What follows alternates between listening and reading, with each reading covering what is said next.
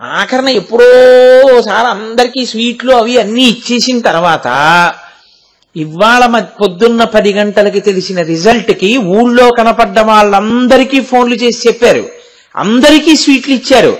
రేపు సూర్యోదయం అయిన తర్వాత పూజా మందిరంలోకి వెళ్ళాక మీకు గుర్తొచ్చాడు ఆయనకి చెప్పాలని.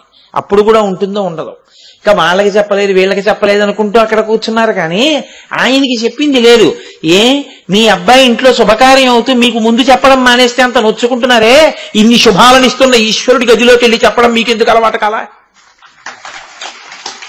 ఆ త్రికరణ శుద్ధి అక్కడ ఉంటుంది. ఉన్నాడన్న భావన ఒకటి మీకుంటే మీరు ఆయనతో సమన్వయం కాగలరు, మీరు ఆయనతో మాట్లాడగలరు. ఆయన కోరేది అది. నామరూపాత్మకముగా కనపడేటటువంటి జగత్తులో విశ్వమునందు విశ్వనాథుడు దర్శనమవుతాడు, విశ్వమునందు విశ్వేశ్వరుడు దర్శనమవుతాడు. అందుకే లోకంలో మీరు ఒక మాట చాలా జాగ్రత్తగా గుర్తుపెట్టుకోవాలి. 4 మాటలు ఎప్పుడు ఉంటాయి. ఈ 4 మాటలను మర్చిపోతే, ఈ 4 మాటల వెనక ఉన్న సిద్ధాంతాన్ని మీరు మర్చిపోతే మనుష్య జన్మ యొక్క ప్రయోజనాన్ని సాధించుకోలేడు, కష్టమైపోతుంది. ఎందుకో తెలుసా అండి? 1 తను, 2 కరణ, 3 భువన, 4 భోగ. ఈ 4 వల్లే దీక్షలు వస్తాయి. 1 తను, తను అంటే ఈ శరీరం. కరణ అంటే పంచేంద్రియాలు, మనస్సు, చిత్తము, బుద్ధి, అహంకారము. భువన బయట ఉన్నటువంటి సమస్తమైనటువంటి భువనము అంటే ఈ ప్రపంచమంతా. భోగ అంటే అందులోని సుఖస్థానములు, సుఖస్థానము దుఃఖస్థానము కూడా. 4 ఈశ్వరుడు ఎప్పుడూ ఇస్తూ ఉంటాడు. మీరు ఎప్పుడూ ఇది గుర్తుపెట్టుకోవాలి. మీకు శరీరం ఒక్కటి ఇచ్చి విడిచిపెట్టడైనా 4 ఏకకాలమును అందిస్తూ ఉంటాడు. అది విశ్వేశ్వర సిద్ధాంతం అంటే. విశ్వేశ్వరుడు అన్న మాటని చాలా జాగ్రత్తగా మీరు పట్టుకోవాల్సి ఉంటుంది. 1 తను, నాకు ఈ శరీరం ఇచ్చాడు, మీకు ఆ శరీరం ఇచ్చాడు, వాళ్ళకి ఆ శరీరం ఇచ్చాడు, దీనికి ఈ శరీరం ఇచ్చాడు, దానికి ఆ శరీరం ఇచ్చాడు, దీనికి ఈ శరీరం ఇచ్చాడు, దీనికి ఈ శరీరం ఇచ్చాడు, దీనికి ఈ శరీరం ఇచ్చాడు. ఆయన ఇన్ని శరీరములను ఇచ్చాడు. తను, ఇందులో ఈ శరీరము నాకు కావాలని నేను అడిగితే వచ్చిందా? మీరు ఒక్కటే కొంచెం జ్ఞాపకం పెట్టుకోవాలి. నేను ఇలా పుడతాను, నేను ఇంత పొడుగ్గా ఉండాలి, నేను ఇంత లావుగా ఉండాలి, నేను ఇలా ఉపన్యాసాలు చెప్పాలి, నేను ఇలా ఉండాలి అని నేనేమైనా అడిగానా ఈశ్వరుణ్ణి? నేనేం అడగలేదు. నేను అడిగింది నిజమైతే చాలా మంది తమకు ఇష్టమైన వాళ్ళు ఎలా ఉంటారో అలా ఉండేవారు ఈ పాటికి కాదు. కానీ అలా ఎందుకు లేరు? ఇది మనం తెచ్చుకున్నది కాదు, ఈశ్వరుడు ఇచ్చింది. దీనిలో కరణమును కూడా ఆయనే పెట్టాడు. మనోబుద్ధి చిత్తాహంకారములను, జ్ఞానేంద్రియములను. భువనమును ఆయనే పెట్టాడు, భోగమును ఆయనే పెట్టాడు. అందులో 1 ఇందులోకి వస్తే భోగం అవుతుంది. మీరు కొంచెం జాగ్రత్తగా గుర్తుపెట్టుకుంటే అంతే. దాని వలన మీ మనసు తృప్తి పొందుతుంది. లేకపోతే ఎప్పుడు తృప్తి అన్న మాట ఉండదు, భోగం అన్న మాట రాదు. భోగము అంటే ఏమిటో తెలుసా అండి? అది మీ అనుభవములోనికి వచ్చుట. అప్పటి వరకు భోగం ఉండదు. నాకు బందర్ లడ్డూ తినాలనుంది, తెచ్చి ఇక్కడ పెట్టారనుకోండి, నాకు భోగం అవ్వదు. ఎందుకని? లడ్డూ ఇక్కడ ఉండిపోయింది, నేను ఇక్కడ ఉండిపోయాను. ఇప్పుడు ఆ లడ్డు నా నోట్లో వేసేసుకున్నాను అనుకోండి, భోగం అనుభవించేశాను, లడ్డు భోగం అయిపోయింది. అంటే నాకు అనుభవములోనికి రావాలి. భువనము భోగముగా మారిపోతుంటుంది. భువనములోనున్న స్థానములు భోగస్థానములుగా మీకు మారిపోతుంటాయి. బయట ఎండగా ఉంది, మీరు ఏసీ వేసుకుంటే భోగస్థానంగా మారిపోయింది అంతే. అదే గది. మీకు ఆకలేసింది, ఈ అరటిపండు నేను తినేస్తే నాకు భోగంగా మారిపోయింది. నాకు దాహం వేసింది, ఇన్ని నీళ్లు తాగేస్తే నా దాహం తీరిపోయింది, భోగంగా మారిపోయింది. ఒక్కటి జ్ఞాపకం పెట్టుకోండి జాగ్రత్తగా. అసలు ఈశ్వరుడు ఎందుకు ఈ 4 ఇలా ఇవ్వడం? 4 తానే. కానీ నా స్థాయిలోకి వచ్చేటప్పటికి ఏమవుతుందో తెలుసా అండి? ఎప్పుడూ నాకన్నా 3 వేరుగా ఉంటాయి. వేరుగా లేకపోతే మీకు భోగం ఉండదు. చాలా జాగ్రత్తగా పట్టుకోవాల్సి ఉంటుంది. మరి మీకు అర్థమయ్యేట్టు నేను చెప్పగలుగుతున్నానో లేదో. నా కరణము అంటే నాకు ఈ మనసు, బుద్ధి, చిత్తము, అహంకారము, నా జ్ఞానేంద్రియములు పనిచేస్తుంటే నేను భోగాన్ని అనుభవిస్తూ ఉంటాను. భువనం ఉండాలి, భోగం ఉండాలి, తను ఉండాలి, కరణం ఉండాలి. మీరొక్కటి జాగ్రత్తగా కొంచెం పట్టుకునే ప్రయత్నం చేయండి. ఏమి చేద్దామని ఈశ్వరుడు యొక్క ప్రయత్నం. ఎందుకు ఈ 4 ఇచ్చినట్టు? పాడైపోట్లా మనం? ఇది ఇచ్చాడు, ఇంద్రియాలు ఇచ్చాడు, కాబట్టి నేనేం చేస్తున్నాను? కనబడ్డవన్నీ చూస్తూ ఉంటాను. ఆఖరికి నా చూపు ఎక్కడో నిలబడుతుంది. ఇది నేను అనుభవిస్తే బాగుండు. అప్పుడు అనుభవించడం అన్న మాటకు అర్థం ఏమిటి? ఇది తృప్తి పొందాలి, ఇది దాంతో సంగమంలోకి వెళ్ళాలి, వెళ్ళి అది నాలోకి ప్రవేశించాలి. ప్రవేశించి నా మనసు తృప్తి పొందితే అప్పుడు నాకు తృప్తి. కాబట్టి నేనేం చేస్తాను? కనపడ్డదాన్ని, నాకు కంటికి నదరగా కనపడిన దాన్ని నా దానిగా చేసుకుంటాను. యాపిల్ పండు తినేయాలనిపించింది తినేస్తాను, ఓ నేరేడు పండు తినాలనిపించింది తినేస్తాను. అరే అది ఈశ్వరార్పణం చెయ్యలేదు, దోషాన్ని నేను పట్టించుకోను. ఇప్పుడు మరి ఈశ్వరుడు ఎందుకు సృష్టించినట్టు ఈ 4? అసలు ఈ 4 ఈశ్వరుడు ఇవ్వకపోతే గొడవే లేదు కదండి. ఇవి ఇవ్వబట్టి కదా. ఏదో భోగం అనుభవించాననుకోండి, అన్నన్నా నువ్వు ఎందుకు రా పని చేశావు, నువ్వు ఆ పని చేశావు కాబట్టి నీకు పాపం వేసేస్తాను, పో, రేపు పొద్దున చీమగానో ఏగ్గానో పో అంటున్నాడు. ఎందుకు ఈ 4? ఇక్కడే మీరు కొంచెం జాగ్రత్తగా పట్టుకోవాలి. ఈ 4 ఎందుకు ఇస్తాడో తెలుసా అండి? పర్వతాలు పడిపోయినట్టు పడిపోయి ఉంటాయి మనం చేసిన పాపరాశులు. సంచితం అంటారు దాన్ని. అలా పడిపోయి ఉంటుంది. దాని నుంచి తప్పుకోవడానికి కావలసినటువంటి సాధనముగా దీన్ని ఇచ్చి పంపిస్తాడు. దాని నుంచి తప్పుకోవడానికి ఇదే సాధనం. దీంతో ఏం చెయ్యొచ్చు అంటే, భువనమునందున్నటువంటి భోగములను మీరు ఈశ్వరుడు చెప్పిన పద్ధతిలో అనుభవిస్తూ ఇవన్నీ విశ్వమంతా విశ్వేశ్వరుడే అని గుర్తించి మర్యాదతో ప్రవర్తించడం అలవాటైతే మీ భక్తి వలన వస్తున్నటువంటి పుణ్యకర్మ ఒకనాడు జ్ఞానమునకు కారణమవుతుంది. జ్ఞానము కలిగిన ఉత్తర క్షణంలో సంచిత కర్మ దగ్ధమైపోతుంది. పుణ్యము పాపము కూడా దగ్ధమవుతాయి.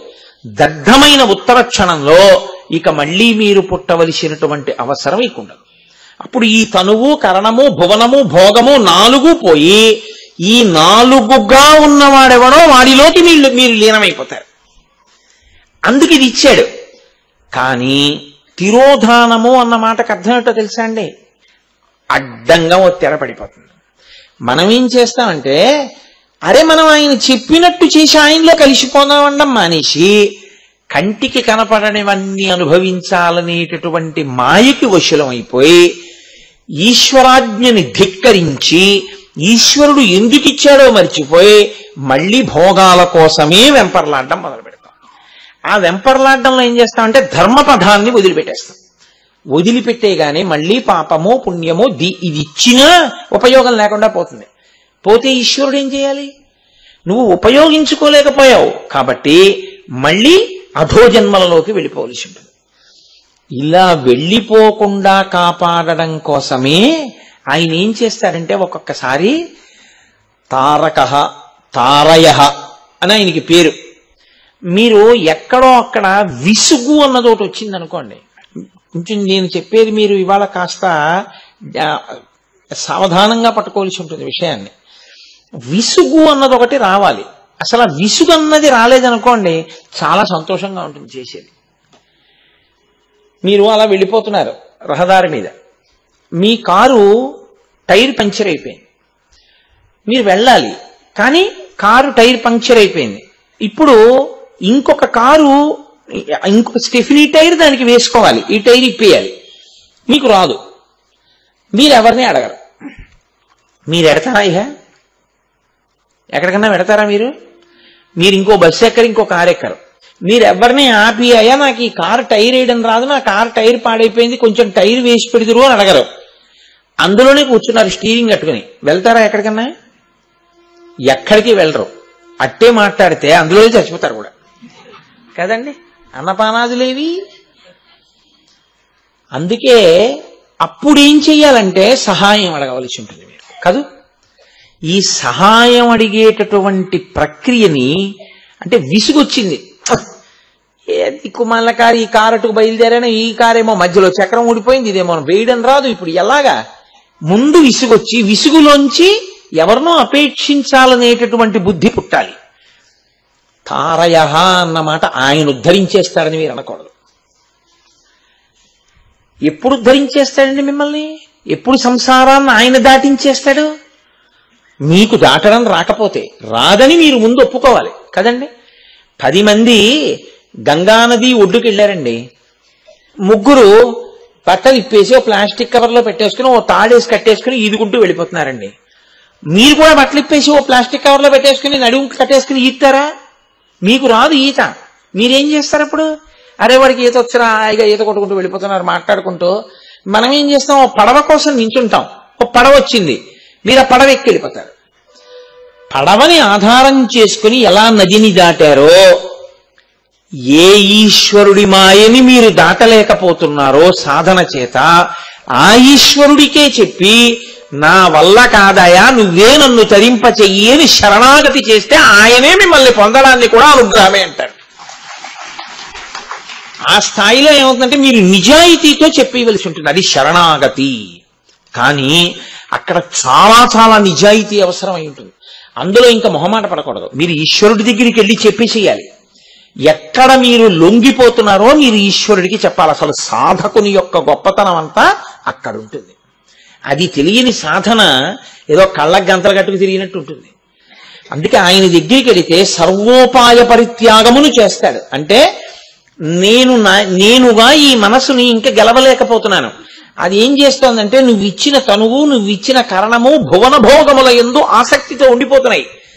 నిన్ను చూసే ప్రయత్నం చేయట్లేదు, నువ్వు చెప్పినట్టు వింటలేదు. మళ్ళీ పాడైపోతాను. నువ్వే ఏం చేస్తావో తెలుసా? నిన్ను పొందలేని నా అశక్తతని తెలుసుకొని నువ్వు నన్ను పొందేసేయి. అది శరణాగతి అంటారు. రుక్మిణీదేవేమంది? నేను నిన్ను పొందలేను, నువ్వు నన్ను పొంది. అప్పుడు ఆయన ఏం చేశాడు? ఆయనే ఆవిడ్ని పొందేశాడు. శరణాగతి ఎందుండే లక్షణం ఏమిటంటే మీరు ఎక్కడ ఇబ్బంది పడుతున్నారో ఈశ్వరుడికి చెప్పేస్తారు. అందులో మొహమాటం ఉండకూడదు. దూర్జటి వెళ్ళి చెప్పుకున్నాడు. ఈశ్వర ఆయన రాయలవారిని కూడా తను రాసిన పద్యంతో కావాలంటే రాజుని విమర్శించగలడు. కానీ ఆయనకున్న ఒకే ఒక లోపం ఏమిటంటే ఆయన స్త్రీ సుఖం నుంచి బయటికి రాలేకపోయాడు ఆయన పద్యాల్ని బట్టి. కాబట్టి చెప్పేశాడు ఆయన, రోషీరోయదు కామినీ జనుల తారుణ్యోరు సౌఖ్యంబులన్ వాసీబాయదు పుత్రమిత్ర ధన సంపద్భ్రాంతి వాంఛాలతల్ కుశీకోయదు నామ నంబకట నీకున్ ప్రీతిగా సత్క్రియలు చేసి చేయదు దీని తుళ్ళన చవే శ్రీకాళహస్తీశ్వర అన్నాడు. ఇప్పుడు తారయ ఆయన ఏం చేస్తాడో తెలుసా అండి? ఆయనే వచ్చి చెయ్యిచ్చి లాగేస్తాడు. పడవచ్చి మిమ్మల్ని పట్టుకుపోయినట్టు, విమానం వచ్చి ఆకాశంలో తీసుకుపోయినట్టు, నూతిలో పడిన వాడిని తాడెట్టి పైకి లాగినట్టు, తను తినలేని వాడికి పల్సగా జావ కలిపి నోట్లో పోసి మింగించినట్టు తానే వచ్చి మిమ్మల్ని తాను పొందుతాడు. ఇలా పొందడానికి ఆయన కొన్ని స్థానాలు చెప్పాడు. అలాంటి వాళ్ళు అక్కడ చేరండి, నేను పొందుతానన్నాడు. అందులో కాశీపట్టణం ఉంది, విశ్వేశ్వర. అందుకని విశ్వేశ్వరుడు ఆయన ఏం చేస్తూ ఉంటాడు? తారయ ఆయన సంసార సముద్రమును దాటిస్తాడు. ఎవరు సంసార సముద్రమును దాటలేకపోతున్నారో వాళ్ళు కాశీ వెళ్లి శరీరాన్ని విడిచిపెట్టేయడం అన్నది లోకంలో ఉంది. అలాగే అలా దాటలేకపోతున్నామనుకున్న వాళ్ళు కాశీయే వెళ్లి విడిచిపెట్టాలని లేదు. ఇక్కడ నిలబడి ఇక్కడ శరణాగతి చేసినా ఈశ్వరుడు ఉత్తర క్షణానుగ్రహాన్ని ప్రసరిస్తాడు. అది మీకు చేతనవ్వాలంతే. మీరు ఈశ్వరుడి దగ్గరికి వెళ్ళి మనం చేసేటటువంటి పనిలో ఉండే పెద్ద ఇబ్బంది ఏమిటో తెలుసా అండి? నటన జీవితంలో అంతర్భాగంగా అయిపోతుంది. మనకి ఎప్పుడు త్రికరణ శుద్ధి అని ఒకటి ఉంటుంది. శాస్త్రంలో ఏమిటంటే మనుష్యుడు అలా ఉండాలి అంటుంది. తానేది మాట్లాడాడో అది చెయ్యాలి, ఏది చేస్తున్నాడో అది చెప్పాలి, మనసు దాని మీద ఉండాలి. కాబట్టి నోటితో చెప్పేది, మనసులో ఆలోచించేది, తాను చేసేది 3 ఏకీకృతమైతే త్రికరణ శుద్ధి అంటారు. కానీ మనకేమవుతుందంటే ఈ 3 ఎప్పుడు ఎగుడు దిగుడుగానే ఉంటాయి. నోటితో చెప్పేదోటి, తను చేసేదోటి, మనసుతో ఆలోచించేదోటి. 3 విడిపోతుంటాయి. ఎప్పుడు 3 ఒక గీత మీద నిలబడవు. రామో దిర్నాభిభాషతే అంటాడు ఆయన రామాయణంలో. నాకు 2 మాటలు తెలియవమ్మా అంటాడంటే నేను మనసులో ఏమనుకుంటున్నానో, నేను ఏది చేద్దాం అనుకుంటున్నానో అదే చెప్తాను తప్ప నేను ఒకటి చెప్పి ఇంకొకటి చేయడం అన్నది నాకు రాదమ్మా అన్నాడు. అది రాముడి యొక్క లక్షణం, ఆయన శీలం, ఆయన స్వభావం. అది మనకొక స్వభావం ఉంటుంది. మనం అనుకున్నది చెయ్యం, మనం చేసేది చెప్పం. 3 ఎప్పుడు ఎగుడు దిగుడు అవుతాయి. ఈ 3 ఎగుడు దిగుడు అయిపోవడం వల్ల వచ్చేటటువంటి నష్టం ఏమిటంటే నటుడు అంటారు. నటుడు అన్నమాటకు అర్థం ఎక్కడో నటించిన వాడు కాడు, లోపల ఒకటి అనుకుంటూ పైకొకటి చెప్పిన వాడు నటుడు. కాబట్టి ఇప్పుడు ఏమైంది, ఇది రంగస్థలం అయింది. అందరూ నటులే, అందరూ నటీమణులే. బిరుదులు లేవు, పద్మశ్రీలు, నటరత్నలు, నట చక్రవర్తులు లేవు అంతే. కానీ ఒక్కొక్కడు చాలా గొప్ప నటుడు ఉంటాడు. లోకంలో ఆ నటనని ఆధారం చేసుకుని వాడు భోజనం చేస్తుంటాడు. ఇలా తయారైపోతే ఏమవుతుందంటే ఆ త్రికరణ శుద్ధి నశించిపోతుంది. ఇది కరణము అంటారు. ఈ కరణము ఎందుకు గతి తప్పుతుందంటే భోగము కొరకు. ఇలా చెప్పేస్తే ఏదో పని అయిపోతుందిగా, అలా చేసేద్దాం అంటాడంతే. అంతేకాని అలా నీ చెయ్యను. ఎందుకు చెయ్యవు? ధర్మం కోసం చెయ్యను. నేను ఏదనుకుంటున్నానో అదే మాట్లాడతాను, నేను ఏది మాట్లాడుతున్నానో అదే చేస్తాను. అలా నిలబడే ప్రయత్నం మొదలు పెట్టాడనుకోండి, అలా మొదలుపెట్టి మీరు సాధన చెయ్యగా చెయ్యగా చెయ్యగా చెయ్యగా వచ్చే ఒడుదుడుకుల్ని కూడా ఈశ్వరుడే దిద్దుతాడు. దిద్ది ఆ త్రికరణ శుద్ధిని ఏర్పాటు చేస్తాడు. కానీ నేను ఏదో ఉపన్యాసంలో చెప్పేసినంత తేలిక అని మీరు అనుకోకండి, కానీ అది దుస్సాధ్యము అని కూడా మీరు అనుకోకండి. అది సాధ్యమే. ఇది చెప్పు ఈశ్వరుడికి అని పూజ వచ్చింది. మనం ఏం చేస్తామంటే ఈశ్వరుడి దగ్గరికి వెళ్ళి పరమభక్తుల్లా కూర్చుంటాం. ఈశ్వరుడి దగ్గర చేసేదంతా నటనయే పూజ పేరుతో. ఎందుకో తెలుసా అండి? ధూపమాఘ్రాపయామి అంటాడు, చేయి తిప్పుతుంటుంది, తను ఎక్కడో తిరుగుతూ ఉంటాడు. నటనేనా? ఏది మనసు ఎక్కడుంది అక్కడ? మనసు లేదు. మంత్రం ఒకటి, చేసే క్రియ ఒకటి. మంత్రం గడగడగడగడగడగడగడ వెళ్ళిపోతుంటుంది, కానీ ఇక్కడ క్రియ ఇంకోటి చేస్తుంటాడు. క్రియ ఒకటి, మనసు ఒకటి, నోరొకటి. ఈశ్వరుడి దగ్గర కూడా నటుడవే. ఈశ్వరుడి దగ్గర కూడా నీవు పూజ చెయ్యట్లేదు. నువ్వు పూజ అంటే త్రికరణ శుద్ధితో అక్కడ నిలబడగలిగితే ఈశ్వరుడు నిన్ను అనుగ్రహిస్తాడు. అందుకే అసలు పూజ అన్న మాటకు అర్థం ఏంటో తెలుసా అండి? ఈశ్వరుడితో మాట్లాడుకోవడమే పూజ. మా నాన్నగారంటే నాకు చాలా పూజ్య భావన అంటే అర్థం ఏంటి? నాన్నగారండి ఫలానా వారు పెళ్లికి రమ్మని పిలిచారు, కానీ నేను అప్పుడు విశాఖపట్నంలో ఉపన్యాసంలో ఉంటాను, నేను వెళ్ళాలంటారా నాన్నగారండి అని అడిగాను అనుకోండి. మా నాన్నగారు అలా కాదు, ఆయన మనకి చాలా ఆత్మీయుడు, ఆయనకున్నది 2 కూతుళ్ళు. ఒక కూతురు పెళ్లి ప్రారంభం చేసినప్పుడు నీతో చెప్పాడు, మొదలు పెట్టాను వెతకడం అని. చాలా కోరుకున్నాడు, నేనో నువ్వో వెళ్ళాలనుకున్నాడు. నేను పెద్దవాడిని అయిపోయాను, రాలేను. నువ్వు కూడా వెళ్ళకపోతే ఆయన ఎంత నొచ్చుకుంటాడు? ఆయన అంత పెళ్లి చేసుకున్నా ఆయన అస్తమానం అదే తలుచుకుంటాడు, మనం రాలేదు మనం రాలేదు మనం రాలేదు. కాబట్టి ఏం పర్వాలేదు, వచ్చే సంవత్సరం ఆ ఒక రోజుకి 10 రోజులు ఇద్దుగాను, ఆఖరి రోజు ఉపన్యాసం రద్దు చేసి నువ్వు ఆ పెళ్లికి వెళ్ళు అంటారు నాన్నగారు. అంటే నాన్నగారండి అయితే మీరు చెప్పినట్టు చేస్తాను. ఇప్పుడు నా స్వబుద్ధి లేదు, నేను వెంటనే ఆయనకి ఫోన్ చేసి ఆఖరి రోజు ఉపన్యాసానికి నేను రావట్లేదు, ఎందుకంటే ఇది కారణం. మా నాన్నగారు ఇలా చెప్పారు, బాగుండదు, మా కుటుంబ సంబంధమైన విషయం, కాబట్టి నేను అక్కడికి వెళుతున్నాను. పెళ్లికి వెళ్తున్నారా లేదా? మీరు మీ ఇంటికి పెద్దవారైన నాన్నగారితో ఎలా మాట్లాడుతున్నారో, మీకు ఇబ్బంది వస్తే వెళ్ళి నాన్నగారండి ఏంటో ఇలా అయిందండి, మనసు బాగులేదని ఎలా చెప్తున్నారో, అలా మీరు మీకున్న ఈశ్వరుడితో చెప్పుకోగలరా? ఏమిటో మా ఆవిడ కింద పడిపోయిందండి, కాలు బెణికిపోయింది, ఈశ్వర చాలా నిప్పెడుతోంది, సరిగ్గా నడవలేకపోతోంది, నా మనసు కొంచెం ఇబ్బంది పడింది, నా మనసు కాస్త గాయపడింది, ప్రసన్నంగా ఉండలేకపోయాను. ఈశ్వర ఏమీ ఆపద అంతకన్నా ఎక్కువ లేకుండా కర్మఫలాన్ని అక్కడతో అనుభవింపచేసేసేయి తండ్రి.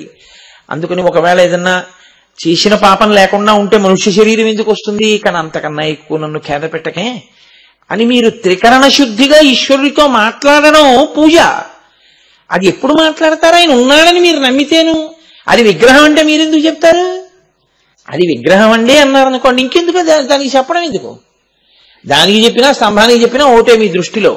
అది మీ ఇంటి పెద్ద ఆయన, మీ నాన్నగారు, నాన్నగారికి నాన్నగారు, ఈశ్వరుడు ఆయన, ఆయన మిమ్మల్ని అనుగ్రహించగలడు అనుకుంటే మీరు ఈశ్వరుడికి చెప్తారు. మీరు ఈశ్వరుడికి చెప్పుకోవడం మీకు అలవాటు అయిపోతే మీకు పూజ. అది మీ అబ్బాయికి ఎంసెట్ లో బ్రహ్మాండమైన ర్యాంక్ వచ్చింది, పరిగెత్తుకుంటూ వెళ్ళి నాన్నగారండి నాన్నగారండి మీరు నన్ను అనుగ్రహించారు, నా కొడుక్కి మంచి ర్యాంక్ ఇచ్చారు, నాన్నగారు చాలా సంతోషం అని మీరు మీ పూజా మందిరంలోకి వెళ్ళి అన్నారనుకోండి, మీ ఇంట ఈశ్వరుడు ఉంటాడు. ఆఖరణ ఎప్పుడో ఒకసారి అందరికీ స్వీట్లు అవి అన్నీ ఇచ్చేసిన తర్వాత ఇవాళ పొద్దున్న 10 గంటలకి తెలిసిన రిజల్ట్కి ఊళ్ళో కనపడ్డ వాళ్ళందరికీ ఫోన్లు చేసి చెప్పారు, అందరికీ స్వీట్లు ఇచ్చారు. రేపు సూర్యోదయం అయిన తర్వాత పూజా మందిరంలోకి వెళ్ళాక మీకు గుర్తొచ్చాడు ఆయనకి చెప్పాలని. అప్పుడు కూడా ఉంటుందో ఉండదో, ఇంకా వాళ్ళకి చెప్పలేదు వీళ్ళకి చెప్పలేదు అనుకుంటూ అక్కడ కూర్చున్నారు, కానీ ఆయనకి చెప్పింది లేదు. మీ అబ్బాయి ఇంట్లో శుభకార్యం అవుతూ మీకు ముందు చెప్పడం మానేస్తే అంత నొచ్చుకుంటున్నారే, ఇన్ని శుభాలను ఇస్తున్న ఈశ్వరుడి గదిలోకి వెళ్ళి చెప్పడం మీకెందుకు అలవాటు కాలా? ఆ త్రికరణ శుద్ధి అక్కడ ఉంటుంది. ఉన్నాడన్న భావన ఒకటి మీకుంటే మీరు ఆయనతో సమన్వయం కాగలరు, మీరు ఆయనతో మాట్లాడగలరు. ఆయన కోరేది అది. నాతో మాట్లాడు ఆర్తో జిజ్ఞాసురర్థార్థి జ్ఞానీచ భరతర్షభ, నాతో మాట్లాడవాయా, నన్ను అడుగు నేను తీరుస్తాను. అలా నేనున్నానని నమ్మినప్పుడు ఏం చేస్తావు? బాగుండదు, నాన్నగారు ఇంట్లో ఉన్నారని చెప్పి చెయ్యకూడదు కూడా చేయకుండా ఉంటావు కదూ. నాన్నగారిని సలహాలన్నీ అడిగి నాన్నగారు ఇంట్లో తిరుగుతూ ఉండగా తప్పుడు పనులు ఎలా చేస్తావు? ఇంట్లో చేయలేవు, బయట చేయలేవు. నాన్నగారి గౌరవం పాడవుతుంది. నాన్నగారికి చెప్పేస్తారు ఎవరో, నాన్నగారికి తెలియకుండా ఉండదు, తెలిసిపోతుంది. అంటే నువ్వు చేస్తావా? ఈశ్వరుడు అన్ని చోట్ల ఉండి చూస్తున్నాడు అన్నప్పుడు నువ్వు ఎలా చేస్తావు తప్పు పని? చెయ్యకుండా ఉండగలుగుతావు. ఇవన్నీ పొరపాట్లు ఎందుకు వస్తాయి తెలుసా అండి? విశ్వేశ్వర నామం అర్థం కాకపోవడం వల్ల వచ్చింది. అరే మా ఇంట్లో టేబుల్, మా ఇంట్లో కుర్చీ, మా ఇంట్లో టీవీ కూడా ఆయనే ఉన్నాడు. ఆ టీవీలో నేను చూడకూడదు ఏదైనా చూస్తే ఆ టీవీలో ఉండి చూస్తున్నవాడిగా, చూస్తున్న కన్నుగా నువ్వేది చూడకూడదో చూస్తున్నావని ఆయన కనిపెట్టేస్తాడు. అది నువ్వు వద్దు నేను చూడను అన్నారు అనుకోండి, అప్పుడు మీరు అనుగ్రహింపబడ్డారు. ఈశ్వరుడు పొంగిపోతాడు ఆ పూజకి. నాన్నగారి దగ్గరికి వెళ్ళి నాన్నగారికి పోల్దండేసి ఇంత అంచు పంచపట్టుకు వెళ్ళిపోయి ఇచ్చేసి నాన్నగారు చెప్పింది ఒక్క పని చేయకపోతే నాన్నగారు సంతోషిస్తారా? మీరు నాన్నగారికి ఏమీ ఇవ్వకపోయినా ఏం చేసినా నాన్నగారిని అడిగి నాన్నగారు ఏం చెప్తారో అదే మీరు చేయడం మీకు అలవాటైతే నాన్నగారు మీ ఇంట్లోనే ఉంటారు. మీరంటే పొంగిపోతారు కదండి. అది పూజ. ఆ స్థితికి ఎప్పుడు వస్తారు? విశ్వేశ్వర అన్న నామము బాగా అర్థమైతే అప్పుడు ఆయన ఏం చేస్తాడు? తారయ. ఆయన మిమ్మల్ని ఏ సంసారమునందు ఉంచాడో ఆ సంసారము నుండే ఆయన పైకి కూడా ఎత్తేస్తాడు. అందుకే క్షీరసాగర మథనం చేస్తే ముందు హాలాహలమే రావాలి. ఎందుకు రావాలో తెలుసా అండి? అసలు ముందు సంసారము నుంచి గట్టెక్కాలి అనుకున్నవాడు సంసారంలో ముందు విషయాన్నే చూడాలి. అందులో కామక్రోధ లోభ మదమోహమాత్సర్యాలు లేకుండా ఉంటే అది అమృతం అయిపోలేదండి సంసారం. అందులోంచి గట్టెక్కడం ఎందుకు? అందులోనే పడి ఉండొచ్చు. అందులో విషం ఉంది, కానీ విషం ఉంది అని ఎప్పుడు తెలుస్తుంది? ఆ విషం మీకు ఒకసారి తగలాలి. తగిలి అమ్మో నాకు ఇది వద్దని మీరు అనగలగాలి. అది చాలా బాగుంది అనుకుంటే ఇంకెవడేం చేస్తాడు? అక్కడే ఉంటారు. అమ్మో ఇది విషం అంటే నాకు వద్దు అని అనగలిగితే ఎత్తడానికి ఆయన ఉన్నాడు. నాకు చాలా బాగుంది మేస్టారు, మీరు జోక్యం చేసుకోకండి అంటే అయితే అనుభవించు అంటాడు కదా. ఇది మీ యందు రావలసిన భావన ముందు. మీ యందనగా మీ యందు కాదు, నా యందు రోజు చెప్తున్నాను. కాబట్టి ఈ స్థితి లోపల కలిగితే విశ్వేశ్వర మీకు అన్వయం అవుతుంది. అప్పుడు ఎక్కడో కాదు ఈశ్వరుడు ఇక్కడున్నాడు అన్న భావన స్థిరపడి ఈశ్వరుని యందు ప్రవేశిస్తాడు. ఇదే ఆయనే తారయ. అప్పుడు పైకెత్తి తనలో కలుపుకుంటాడు కూడా.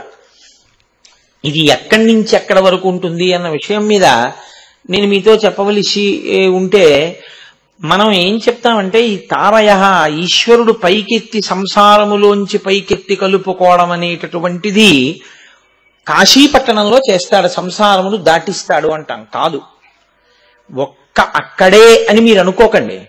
అది ఇంక నేను ఏమీ చెయ్యలేకపోయాను అని అక్కడికి వెళ్ళిపోయి మోక్షాన్ని పొందొచ్చు. కానీ అలా వెళ్ళి చెయ్యమని కాదు అస్తమానం అను. నీ మాట విని నీతో కలిసిపోతాను అని అడగడానికి అక్కడికి వెళ్ళమని. అది విశ్వేశ్వర.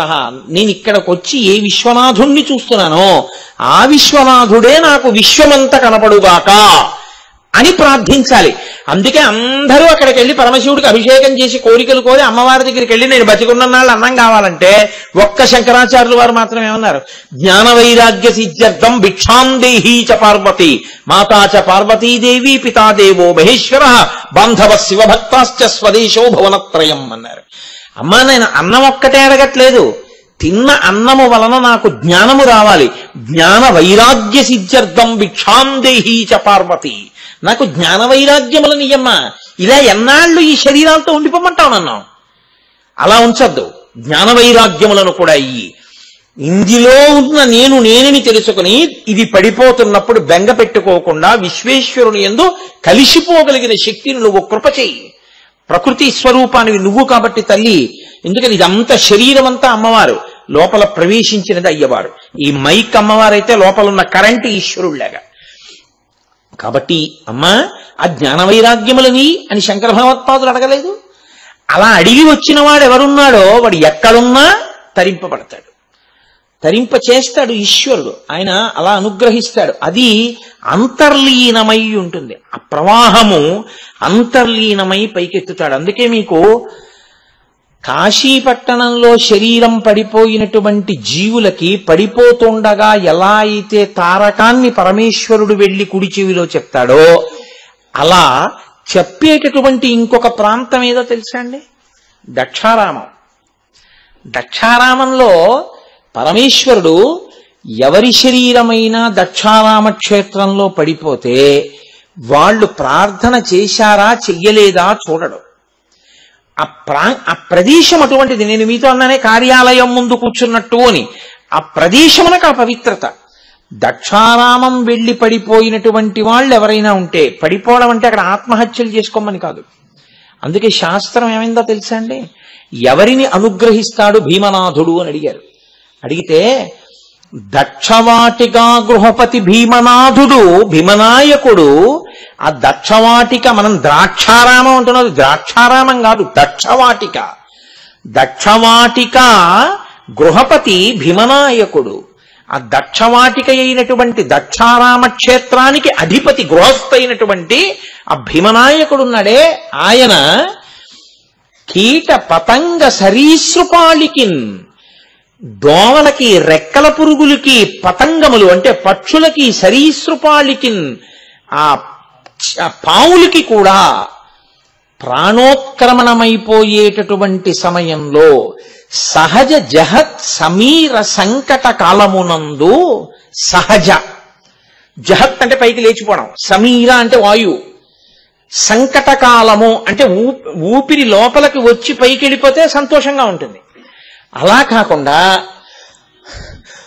అందట్లేదనుకోండి, అది సంకటకాలము అని పేరు దానికి. ఎందుకని పెద్ద నిద్రకు మాగన్ను పెట్టువేళ అంటాడు శ్రీనాథ మహాకవి.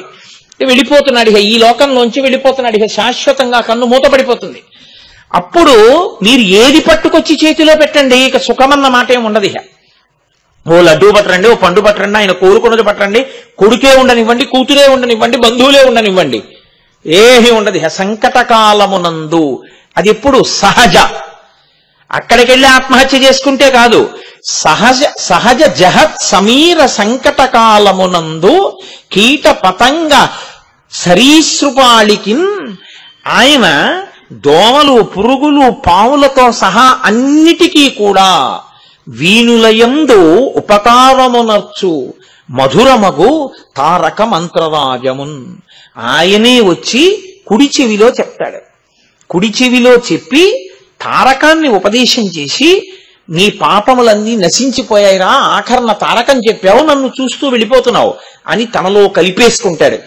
అలా ఏమండి, ఏ పుణ్యం లేకపోయినా ఏదో సహజ మరణం దక్షారామంలో వచ్చింది కదా అని సహజ మరణం దక్షారామంలో చచ్చిపోయినంత మాత్రాన అంత వస్తుందా?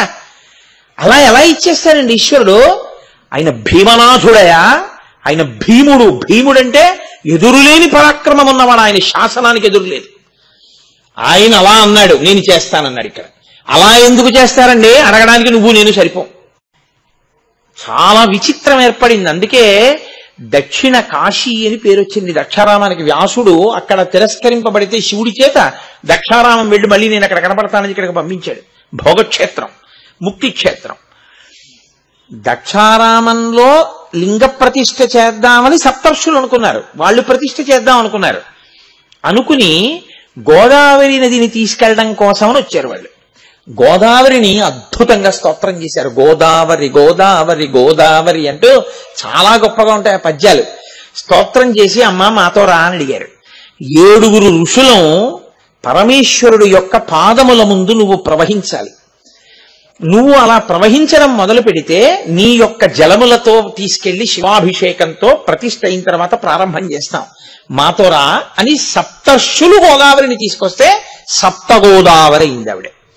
ఋషులు పక్కన ముందు నిలబడి స్తోత్రం చేస్తూ తీసుకెడుతున్నారు గోదావరిని. పొంగుతూ పొర్లుతూ గంగావతరణంలో గంగ ఎలా వచ్చిందో అలా వెడుతోంది గోదావరి దక్షారామం వైపు.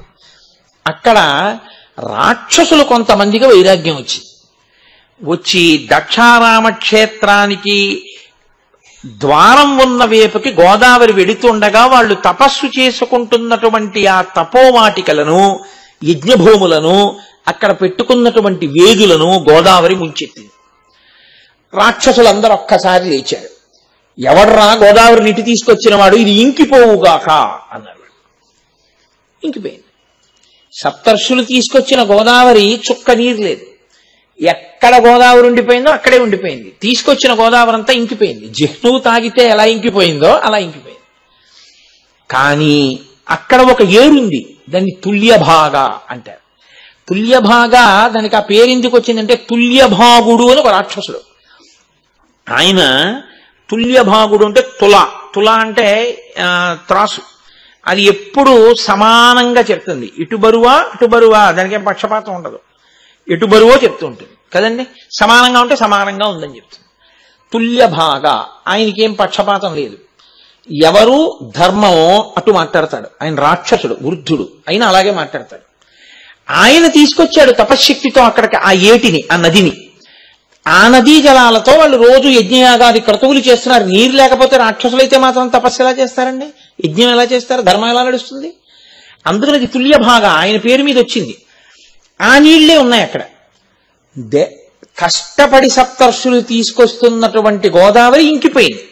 అవతల ప్రతిష్టకి వేళ దాటిపోతోంది. ఇప్పుడు మళ్ళీ వెళ్ళి తీసుకొద్దామంటే రాక్షసులు అక్కడ అడ్డున్నారు. వీళ్ళకి గోదావరిని ఎలా తీసుకొద్దామన్న ప్రయత్నం పోయి, కలియుగం కదండి, ఇంత సప్తర్షులకి కోపం వచ్చింది. మేమింత కష్టపడి తెచ్చిన గోదావరిని ఇంకింప చేస్తారా? కాబట్టి మీకు దగ్గర ఉన్నటువంటి ఏరుందే తుల్యభాగా, దీని నదీ జనములు స్పృశింపబడుటకు అనర్హములగుగాక, ఇది దేవతార్చనకు పనికి రాకుండుగాక, ఈ నదీ స్నానములు త్రాగుటకు కాని స్నానములకు కాని పనికి రాకుండా పోవుగాక అని శపించారు. ఇప్పుడు తుల్యభాగా స్నానానికి పనికిరాదు, తుల్యభాగా పూజకు పనికిరాదు, తుల్యభాగా యజ్ఞయాగాదులకు పనికిరాదు.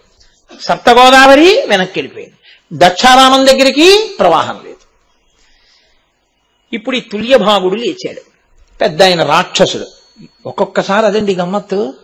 ఆయన లేచన్నాడు, ఏమయ్యా, లోకంలో అత్యంత పూజనీయమైంది నీరు. ఎవరికున్న మైలనైనా ఎవరికన్నా అశౌచాన్నైనా తీయగలిగింది నీరు. ఎంతటి తాపాన్నైనా పోగొట్టేది నీరు. మీకు కోపాలు వచ్చి నీటికి శాపాలు ఇచ్చారా? వీళ్ళేమో సప్తగోదావరిని ఇంకింపచేశారా? ఋషులేమో తుల్యభాగకి శాపం ఇచ్చారా? నీటి చోలికి మీరు ఇలా వెళితే మీ కోపాలు ప్రదర్శిస్తే లోకం ఎలా ఉద్ధరింపబడుతుంది? ఇదే మీరు చేయవలసిన పని. మీ కోపాలు ఉపసంహరించండి అన్నాడు. అంటే ఋషులు అన్నారు, ఒకసారి మేము శాపవాక్కు విడిచిపెట్టేసిన తర్వాత తీయడమే కుదరదు, కాబట్టి మేము ఒక వరం ఇస్తాం. ఈ తుల్యభాగా నది యందు ప్రత్యేకమైనటువంటి తిథులలో, పర్వాలలో, సంక్రమణాలలో ఇందులో స్నానాలు చేసేవాళ్ళు, ఆదివారాలు స్నానం చేసేవాళ్ళు, శౌచముండగా 4 ఆదివారములు ఇందులో స్నానం చేసి ఉపవాసం ఉండి భీమనాథుణ్ణి సేవించేటటువంటి గొడ్రాలికి కూడా కొడుకు పుట్టాలి అని వాళ్ళు తుల్యభాగకు వరాలు ఇచ్చారు. ఇప్పుడు తుల్యభాగ మళ్ళీ వరాలు పొందింది. రాక్షసమునులు అన్నారు, మేము సప్తగోదావరిని ఇంకింపచేశాం, ఇప్పుడు సప్తగోదావరి రావడానికి అంగీకరిస్తాం, కానీ మేము ఇంకింపచేసిన నీరు మళ్ళీ మా అనుగ్రహంతో కదా వస్తోంది. గోదావరిగా వచ్చిన అనుగ్రహం లేదు ఇప్పుడు. కానీ ఈశ్వరుడు మమ్మల్ని అనుగ్రహించి పరమశివుడే సప్తగోదావరి అడుగున ప్రవాహంగా వెడుతుంటాడు. పైకి సప్తగోదావరి, అడుగున మాత్రం గోదావరి కాదు, నీరు కాదు, పరమేశ్వరుడే నీటిగా ఉంటాడు, భీమనాథుడే. కాబట్టి అంతర్వాహిని అంటారు. ఇక్కడ అంతర్వాహిని ఉందండి అంటారు, అంటే అడుగున ప్రవహించేది ఉంది అంటారు. అందుకే మీరు మిగిలిన క్షేత్రాలకి వెళ్ళి స్నానం చేస్తే చెప్పే మంత్రం వేరు. ఒక్క దక్షారామలో మాత్రం స్నానం చేస్తే ఒక మంత్రం చెప్పుకుని స్నానం చేయాలి. నమస్తే భీమనాథాయ సప్తగోదావరాంభసే. అంభసి అంటే నీళ్లు. ఎందుకంటే ఆయన గుమ్మం ముందు నుంచే కదండి వెడుతుంటుంది. మనం అటువైపు నుంచి వెడుతుంటాం, రోడ్డు మీద కార్లు అవి పార్క్ చేసే గేట్లోంచి ఎడతాం కాదు. అసలు ఎదురుగుండా పెద్ద రావి చెట్టు, శివలింగం, నంది, దాని వెనకాతలకి వెడితే మెట్లు దిగితే సప్తగోదావరి వెడుతూ ఉంటుంది. అక్కడ నిలబడి మీరు ఇటు తిరిగి తలుపులోంచి ఇలా చూస్తే మీకు పెద్ద రావి చెట్టు, ఆ రావి చెట్టు దగ్గర ఉన్నటువంటి ఒక నంది, దాని మొదట్లో శివలింగం, రావి చెట్టు వెనక ఒక పెద్ద నంది, ఆ పెద్ద నంది శృంగములలోంచి మీరు చూడగలిగితే అంత ఎత్తు చేతులు పెట్టి, లేదా దాని పక్కన నిలబడి చూస్తే ఎదురుగుండా ఇలా చుట్టూ గుడికి ప్రదక్షిణం చేయడానికి వెళ్ళేటటువంటి దారి, ఆ దారికి ఎదురుగుండా తలుపులు, తలుపుల్లోంచి తెల్లటి లింగము యొక్క క్రింది భాగం మీకు కనపడతాయి. కాబట్టి మీరు గుడివేపుకి తిరిగి నమస్తే భీమనాథాయ అని, ఓ ఈశ్వర మీకు నమస్కారం, సప్తగోదావరాంభసే, నేను ఈ సప్తగోదావరిలో స్నానం చేస్తున్నాను. ఇందులో బాహ్యమునందు సప్తగోదావరి ఉంది, ఋషులు తెచ్చింది. కానీ దానికి పాపములను తీయగలిగిన శక్తి లోపల అంతర్వాహినిగా నువ్వుండడం వల్ల ఉంది. నువ్వే ఉన్నావు దాని లోపల, ఈశ్వరుడే అంతర్వాహిని నీటిగా ఉన్నాడు. కాబట్టి నేను మునక వేసినప్పుడు అంతర్వాహిని నాకు తగలాలి. తగిలితే అదేం చేస్తుంది?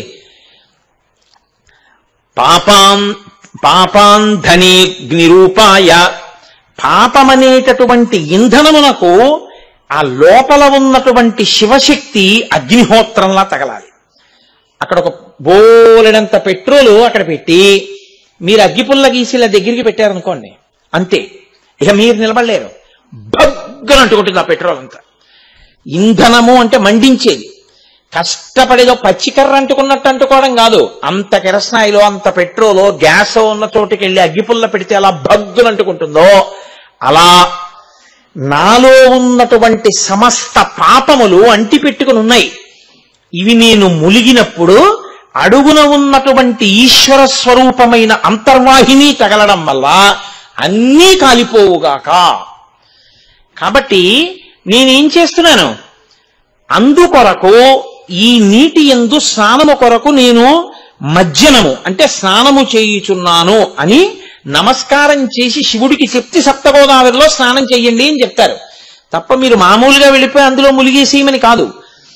ఇది తెలిసి అక్కడ ములిగితే పాపములు దహించుకుపోతాయి. దహించుకుపోతే ఆయన ఏం చేస్తాడు? దక్షారామ క్షేత్రంలో ఉన్నవాడు, దక్షారామం వచ్చి శరీరం విడిచిపెట్టిన మహాపురుషులు ఉంటారు, లేదా విశ్వేశ్వరుని యొక్క అనుగ్రహమును మీకు పొందించి విశ్వమునందు విశ్వేశ్వర దర్శనం అయ్యేటట్టుగా చిట్ట చివరిలోనో మధ్యలోనో ఎప్పుడో అప్పుడు మాయా అన్న పొర పైకెత్తేస్తాడు. ఎత్తేస్తే ఇక విశ్వము కనపడడం మానేసి అంతటా విశ్వేశ్వరుడే కనపడతాడు. ఆయన దర్శనం చేస్తూ నవ్వుతూ సంతోషంతో ఆయనలో కలిసిపోయేటటువంటి అదృష్టాన్ని కృప చేస్తాడు.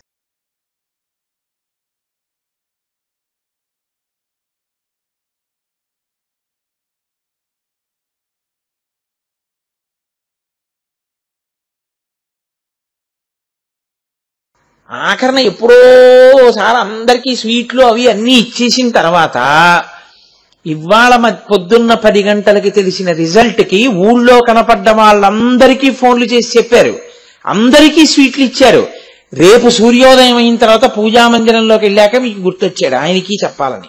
అప్పుడు కూడా ఉంటుందో ఉండదో, ఇక వాళ్ళకి చెప్పలేదు వీళ్ళకి చెప్పలేదు అనుకుంటూ అక్కడ కూర్చున్నారు. కానీ ఆయనకి చెప్పింది లేదు. మీ అబ్బాయి ఇంట్లో శుభకార్యం అవుతూ మీకు ముందు చెప్పడం మానేస్తే అంత నొచ్చుకుంటున్నారే, ఇన్ని శుభాలను ఇస్తున్న ఈశ్వరుడి గదిలోకి వెళ్ళి చెప్పడం మీకు ఎందుకు అలవాటు కాలా? ఆ త్రికరణ శుద్ధి అక్కడ ఉంటుంది. ఉన్నాడన్న భావన ఒకటి మీకుంటే మీరు ఆయనతో సమన్వయం కాగలరు, మీరు ఆయనతో మాట్లాడగలరు. ఆయన కోరేది అది.